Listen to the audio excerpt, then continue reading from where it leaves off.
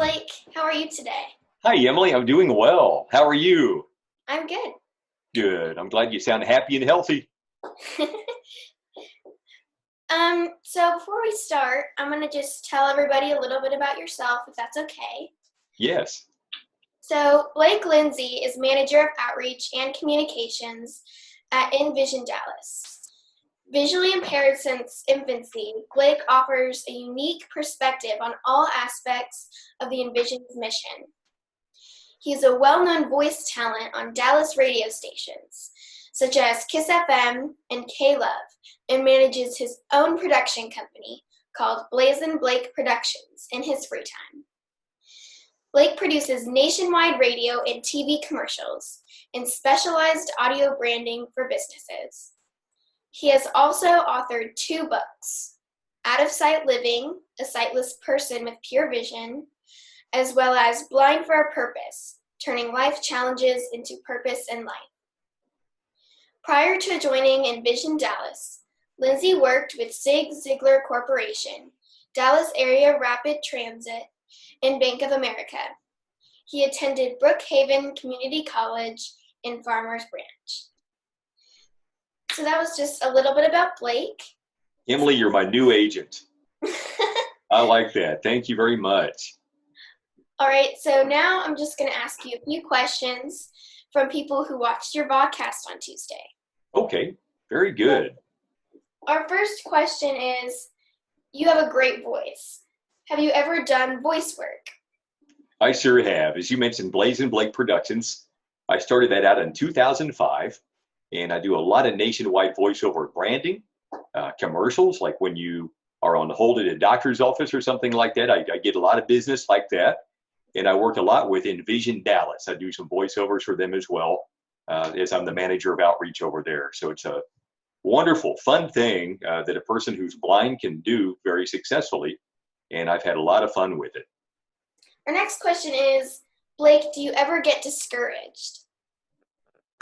Well, I think we all get discouraged sometimes, but my discouragement is never because I'm blind. You know, I'm a very upbeat person. I think we all get into those moods sometimes where something will happen to make us that way, but it has nothing to do at all with blindness.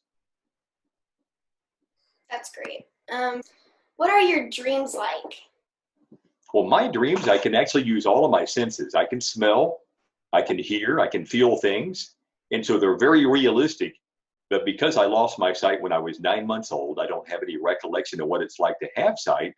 And so that leaves your subconscious. In other words, I cannot dream as a sighted person. But I talk to friends who have lost their sight later in life. Let's say they lose their sight when they're your age, you're in the 6th grade.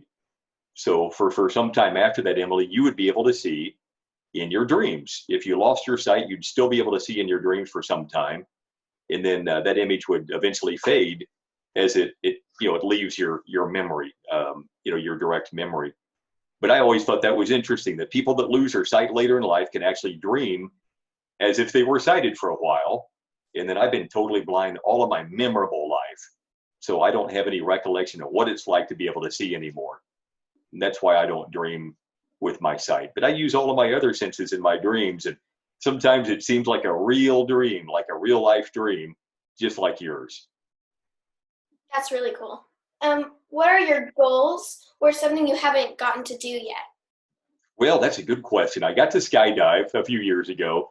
If you go to blakelindsay.com, you'll get to see that. That was a big thrill for me. And I don't know that I really have any other adventures. I've ridden a motorcycle before. In fact, I purchased a motorcycle when I was 18 years old, much to my parents' I don't know, curiosity probably. We were living apart from each other at that time, and I went ahead and bought a bike and was able to get out on country roads where there was no traffic, big, huge parking lots, for example, once they would clear out at the end of the workday for somebody. And so my friends would be with me, and they would say, okay, you have this amount of space. And sometimes I would walk it and observe, what my space was. And I would have a blast doing that. Awesome. It's really cool. Our next question is, what should I do if I see a blind person at the grocery store? Well, if you see a person who's blind at the grocery store, walk up to them if you want to and introduce yourself. I always tell people when I've done a To Be Like Me, we get together on a lot of Fridays, once school resumes again, we get together at the Tullison Family Center in North Dallas, in or uptown Dallas there over by SMU.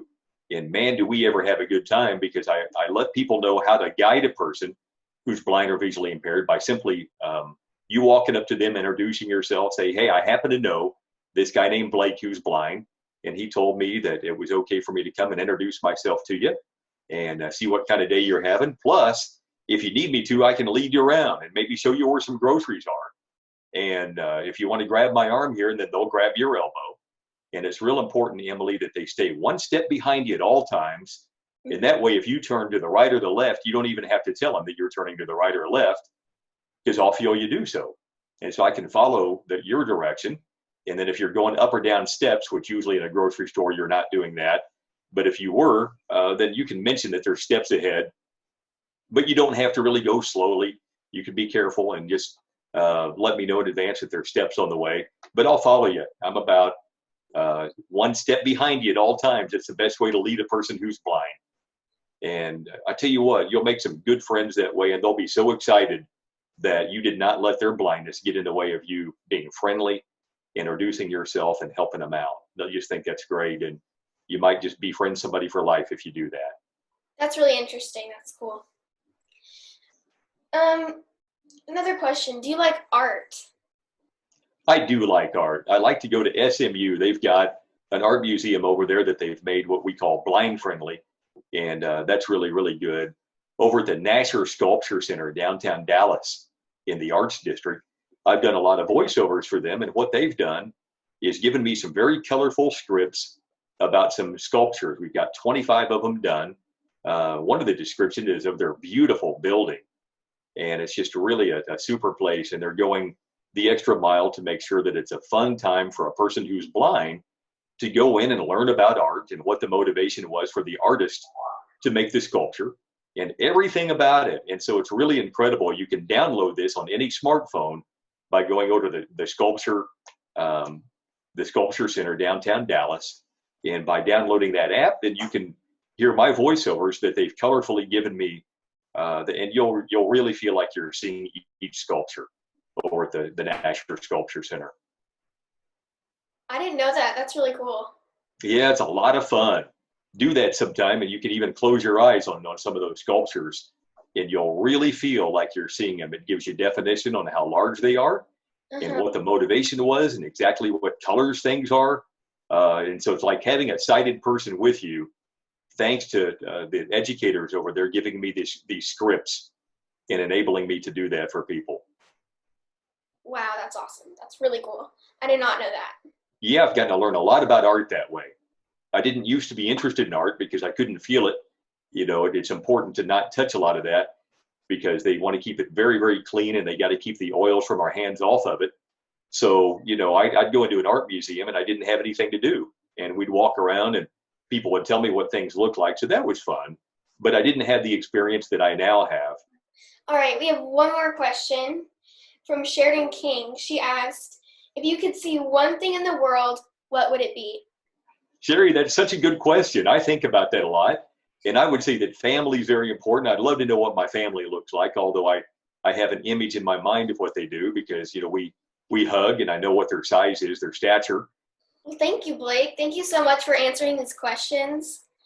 Emily, it's a pleasure. And I really enjoy knowing you. And you're just a smart sixth grader.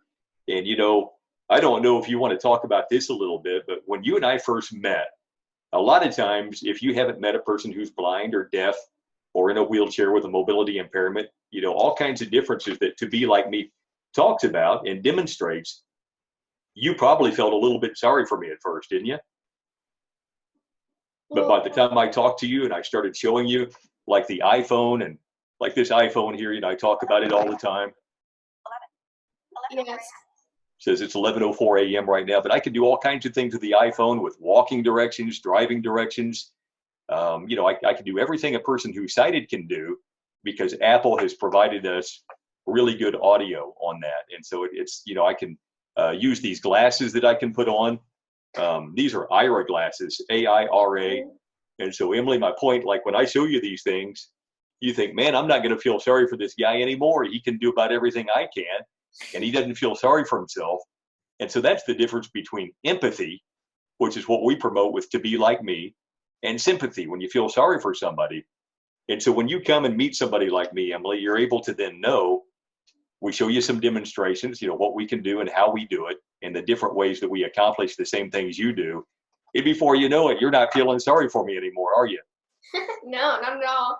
And you guys ask some of the best questions I've ever gotten in my life, because people your age are not afraid to ask things. And that's important, to never be bashful. If you ever answer a question that you get rejection on, don't worry about it. That person might be having a tough day in other ways, but don't be discouraged if they take something personal and they give you a blunt answer, because most of the time the questions that you ask me are right on, and that's the only way for you to learn, is to ask me, and then I can tell you.